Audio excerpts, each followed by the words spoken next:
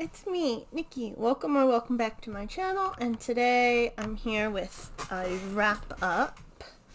I will first start with my audiobooks, which are 1, 2, 3, 4. I don't know why. Anyway, I read War of the Worlds by H.G. Wells. Oh, hi, my cat's down here. It's a pretty classic at this point. Aliens come from Mars and invade Earth, and it's what humans fighting back, except it's England in the 1800s fighting against the aliens. And it's like one of those classic ones that everybody knows about. But I liked it, actually. It wasn't too bad. I think I've said this with other books like that, and I'll say it again, because I also read Journey to the Center of the Earth by Jules Verne. It was read by Tim Curry, by the way. Excellent. But both of those were written in, like, the 1800s, so they're very of their time. Like, when it, like, obviously H.G. Wells is like, yeah, we go, like, him and Verne, like, figured out stuff that would have happened, but they didn't really know that things couldn't live on Mars, or that the center of the Earth isn't hollow, things like that. And it's also, you know, the casual racism, stuff like that. You just have to accept that when it comes to classics, and just know that's when they were written, and be like, all right. But yeah, they're both very good, I thought. And Journey to the Center of the Earth is about a kid and his uncle and a Icelandic guide they find, who go to the center of the Earth, and they see that it is not filled with magma and everything like it is in real life. So yeah, those were good classics, both of those. Another different sort of classic was A Wizard of Earthsea by Ursula K. Le Guin. This is like, I found all the audiobooks, so I'm trying to read them all again. Drinking water. I don't know if you can see. There he is, cutie. It's like the second or third time I've read it, and it's great. It's great. It is about, oh, I've forgotten his name.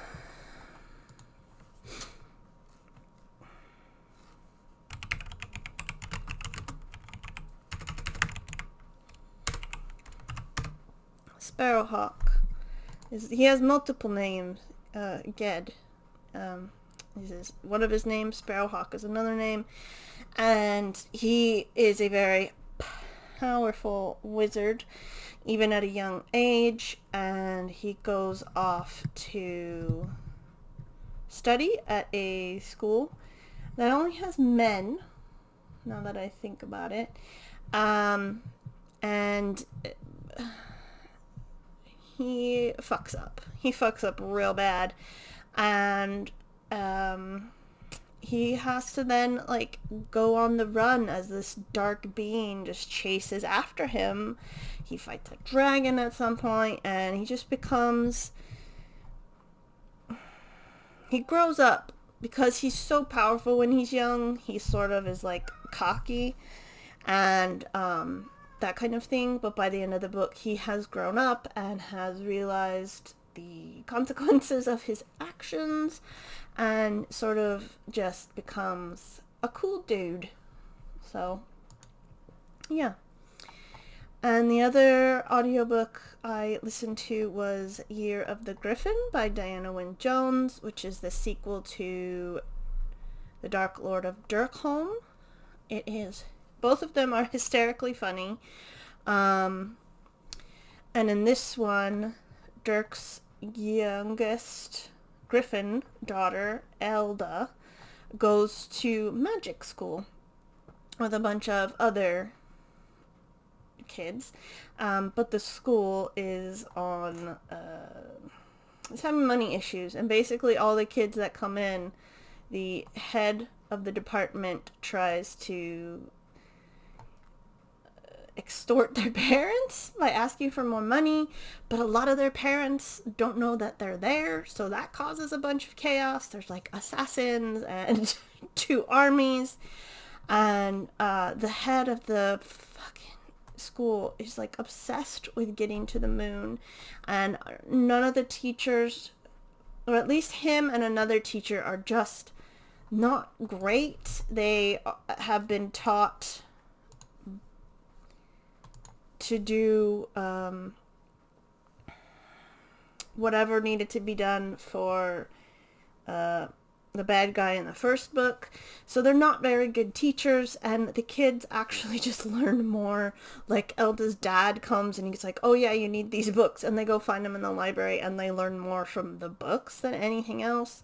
And because Elda's a griffin, she has like they're trying to get like just a magic flame, and so she has a different center of gravity, so her magic comes from a different place. And there's a couple of kids who have curses that cause issues, and one of the teachers just tries to fix one of the curses, and it just goes horribly wrong. I know, it's awful for those kids, but the kids are great, everything is great, and I just really enjoyed both books, and I want to buy physical copies. They're really great. I said that a lot, but they're really good. They're really funny, and both of them, I think the first one probably has more dark moments, even though this one has like assassins and stuff. But that one was about like overcoming a villain, and this one is sort of about your family. Because a lot of the kids, like I said, their parents don't know they're there, or people want them dead. Like I said, there's assassins. So it's overcoming all of that and reconciling with your family and being like, no, mom, dad, this is what I want, that kind of thing. So yeah, it was really good. And then I have 4 physical books. I have A Night of the Word by Terry Brooks. This is the second in the I can't remember.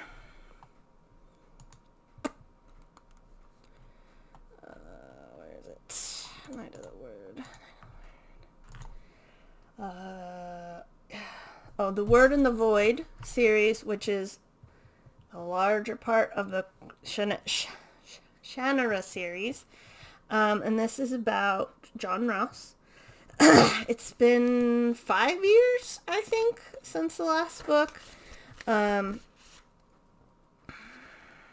Nest is in college. She is a great runner. She might go to the Olympics. How cool is that? Oh, I know. It's super cool. And John is in Seattle.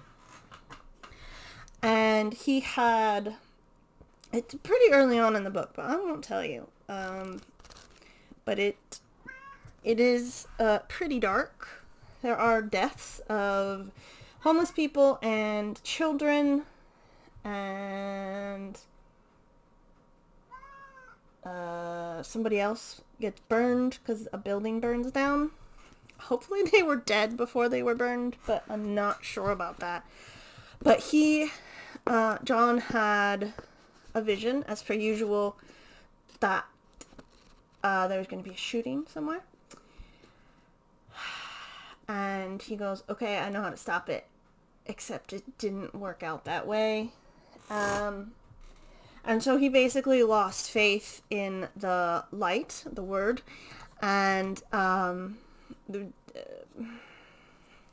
gave back everything. But the lady in charge, the lady, that's her name, the lady, she was like, no, that's not how it works. But John is adamant. And at the moment, he keeps having visions of the apocalypse, and which he usually does, but this time he has killed someone, and he's not sure what's happening. And so Nest is is asked by the lady to go to Seattle and help John because he's gonna fall to the void, and because he was a knight of the word, he has magic powers. He still has his walking stick that he can't get rid of, and he'll be a powerful a powerful part of the void, so he has to die or come back to the light, basically, is what happens. And he is in Seattle, like I said, and he's working for a nonprofit that tries to help homeless people and battered women and children. Yes. Trying to help battered women and children, not cats like you. I'm sorry. And a lot of the stuff that is said about the homeless still applies today.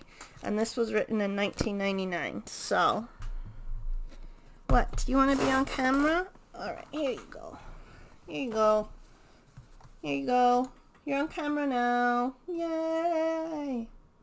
He's like, what the heck? Alright, go. Go. He had an asthma flare-up, so he's been in the house for like 4 days, and he wants to go outside, but it's cold tonight, so he can't. So that's that one I talked about. I read The Silence of the Girls by Pat Barker. This is part of a trilogy or more.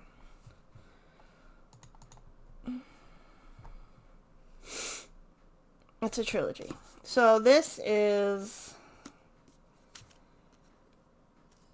during the middle of the Trojan War, near the end, and it's about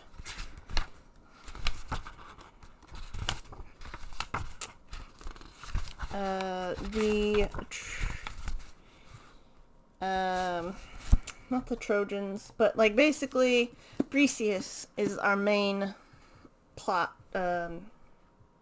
character for most of the book, and they were all in the poem, but Briseis is Achilles' concubine because he sacked her city, killed her husband, killed her brothers, I'm pretty sure, and just took her over. I think they were on the way to Troy, and I think they were friends to the Trojans, which is why they were sacked. So it's in the middle end. The plague is happening because Agamemnon has that one girl, and he gives her back to stop the plague, but he wants Briseis because Agamemnon's a dickhead, and he is a dickhead and hates Achilles. So he takes Briseis. Achilles won't fight. She's even given back to him with some other things because the Greeks are losing, and then Patroclus, blah, blah, blah. You know how that happens. And then Achilles comes in and they win. Whatever. So none of our Greek heroes come out looking like Agamemnon, obviously dickhead. Achilles, not looking great. Maybe Patroclus comes out looking the best because he tries to be the nicest, but and Odysseus, my boy Odysseus, does not come out looking great in this either, which is a shame because I love him, but he probably wasn't nice. He wasn't nice. I'm sorry, buddy. And you get a bit of, I don't think you get a bit of Achilles' point of view, but I don't think anybody else. It's basically Briseis and Achilles, and it's not really about the war. It's about what the men in the war do to the women they have conquered. So, yeah. Even though it's a short book, it was a hard book to read. Just obviously because it's It's not it's not supposed to be, you know what I mean. It's not supposed to be pleasant, but yeah. And this was written in 2018. I thought it was a little older than that. Oh, I know. And it is signed, so that's cool. That's just how it came. Signed first edition. But I did like it because I love a Greek myth, and even though Odysseus gets sacked on, as he should, if you think about it, I do like that it's coming from Briseis's perspective and how she sees it. Because obviously she sees it differently than like the women who are locked up in Troy or the Greek women back home. So it's a nice perspective to have, and I look forward to reading the other two books, which are The Women of Troy, which I assume is about what happens to the Trojan women after it falls, and then The Voyage Home looks to be about Cassandra. Agamemnon's death is around the corner. Can't wait. I read The Bone-Shard Daughter by Andrea Stewart. Fantastic. This little guy, I would die for him. I would kill for him. He is great. He's like a little otter thing that becomes taller and bigger, and yes. There are a lot of perspectives. There's Lynn, who is the Bone-Shard daughter. She's the Emperor's daughter. She has no memory from 5-10 years, I think. There's Jovis, who is trying to find his partner. I don't know if they were married. Who got kidnapped by some people. That is explained at the end of the book. And where's the other one? There's 2 more, I think, if I can find them. Oh no, there's 3 more. There's Sand, who is on the island where the kidnapped people go to.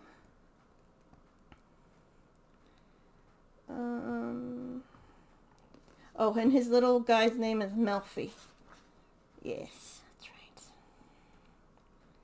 There's Falu, who is the daughter of a governor of one of the islands in the empire, and her partner, Ranami, who lives on one of the islands.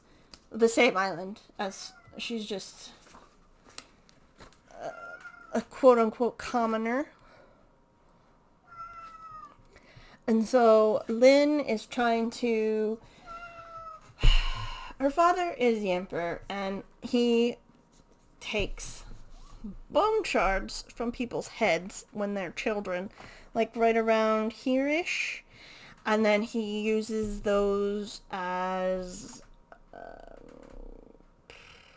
control rods, basically, for some of his creatures that patrol the country, the kingdom. So Lynn is his daughter and his heir, but because she has no memory, there's some other kid who doesn't have a POV, I don't think. And so they're like fighting it out to be the next emperor.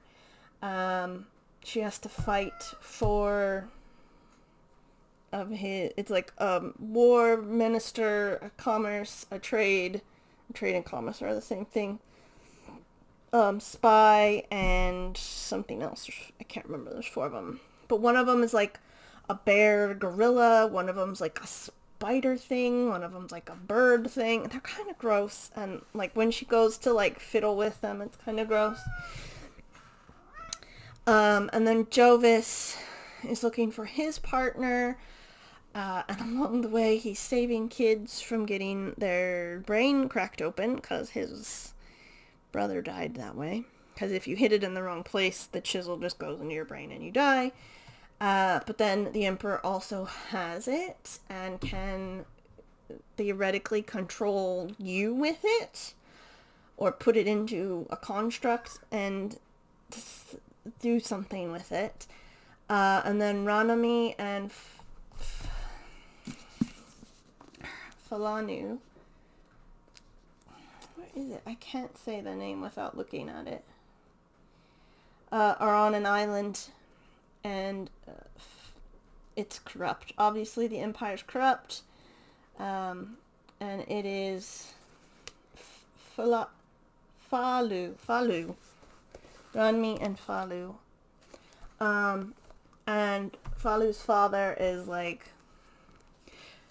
the town has tons of starving orphans, but he can build a new room type of thing. So they're trying to do a little overthrow. And Falu is like, oh, well, just wait, I'll be the governor soon. And she's like, it's not quick enough. So, eventually they all converge and meet. Maybe not all at once, but, everything converges, and it's got a very good cliffhanger for the second book. And it was just really good. The world building was really good. I loved the, there's the map again. It's got an archipelago vibes, like Wizard of Earthsea, except smaller. I think they do mention there are countries other places. And then the Emperor and his family fought against some type of gods, or like big bad guys, and that's why they're in charge now. I think it'll be explained more in the other ones. But yeah, I just thought it was really great. The writing was great. I liked most of the characters. The main four, Falu was probably the most like, oh my god, can't you see what's happening? She was sort of sheltered and stuff, so it took a while for her to see what was happening, but she finally came around in the end. And I liked Jovis. He didn't want to be a hero, but he just wound up being a hero. He's got some magical powers because of Melfi, and it's just great. And it makes me excited to read the rest of them. When he stopped crying, it's when I stopped worrying. Oh, he's eating. Okay. And then I read Jade City by Fonda Lee. This is my second time reading it. I think I liked it better than the first time. I listened to it on audiobook the first time, so that might have been the issue with like the narrator. Because sometimes you get a narrator and you're like, okay. But then when you read the book, you go, oh, that's a little better. So this is about the island of Kekon, and the Call family is one of two clans on Kekon Island, and it's sort of giving Japan in the or I guess any Asian country in the 1950s, because they have cars, but they don't have like cell phones, and they have TVs and that kind of stuff, and it's after a war. Did they gain? They gained independence from one of the other places that come up more in the other books. And they have jade on the island, and it's magic jade. And basically, only the Kekonese can wear it and harness its power, and not all of them. There are some that are called Shonai, and there's a group that are immune to its influences, and they can dig it up with no harm. But even those who can wear it, if they wear too much, they get like jade sickness and they go crazy, and it just really messes with their mind and stuff. But this is about, like I said, the Call family.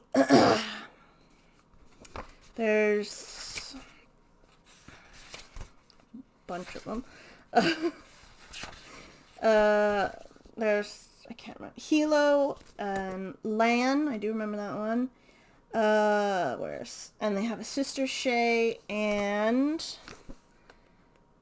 what is the guy's name? Their cousin, adopted cousin,